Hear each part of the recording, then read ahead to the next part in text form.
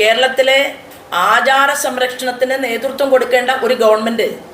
ഏതൊരു വ്യക്തിക്കും അവരുടെ വിശ്വാസത്തിൽ ഊന്നി നിന്നുകൊണ്ട് മുന്നോട്ട് പോകാനുള്ള സാഹചര്യമുണ്ടായിട്ടും നമ്മുടെ നാട്ടിൽ SITയുടെ അന്വേഷണം ഫ്രീസറിൽ വെച്ച ഒരു സമയമായിട്ടും ഇതിനെയെല്ലാം വളരെ വ്യക്തതയോടുകൂടി കോടതി നിരീക്ഷിക്കുന്നുണ്ടാകും ഇനിയും എന്നാണ് ഞാൻ കരുതുന്നത്. തീർച്ചയായിട്ടും ഈ തൊണ്ടി മുതൽ കണ്ടെടുക്കാൻ സാധിക്കാത്തത്, ഈ തൊണ്ടി മുതലുമായി ബന്ധപ്പെട്ട് ഇവിടെ നിന്ന് കളവ് ചെയ്തിട്ടുള്ള വസ്തുവകകൾ രാജ്യം വിട്ടു പോയിരിക്കാം എന്ന് വരെ ബോധ്യപ്പെട്ട ഒരു സാഹചര്യവും, എന്നാൽ പ്രസ്തുത സംഭവം നടക്കുമ്പോൾ ആരായിരുന്നുവോ ദേവസ്വം വകുപ്പ് മന്ത്രി,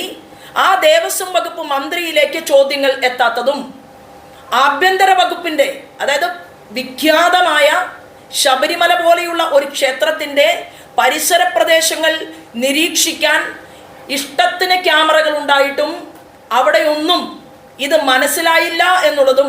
പോലീസ് നിഷ്ക്രിയത്വം പാലിക്കുകയായിരുന്നു എന്നുള്ളതും കോടതിക്ക് ഇത്തരുണത്തിൽ കൃത്യമായി ബോധ്യപ്പെട്ടിട്ടുണ്ടാകും എന്നാണ് നമ്മൾ വിശ്വസിക്കുന്നത്. ജനാധിപത്യത്തിൻ്റെ അവസാന വാക്കുകളിൽ ഒന്നായിട്ടുള്ള സുപ്രീം കോടതിയോട് വീണ്ടും വീണ്ടും അപേക്ഷിക്കുക എന്നുള്ളത് ഒരു പൗരനെ സംബന്ധിച്ച്, ഒരു പൊതുപ്രവർത്തകയെ സംബന്ധിച്ച് അത് പ്രാധാന്യമുള്ള ഒരു കാര്യമാണ് എന്ന് ഞാൻ കരുതുകയാണ്.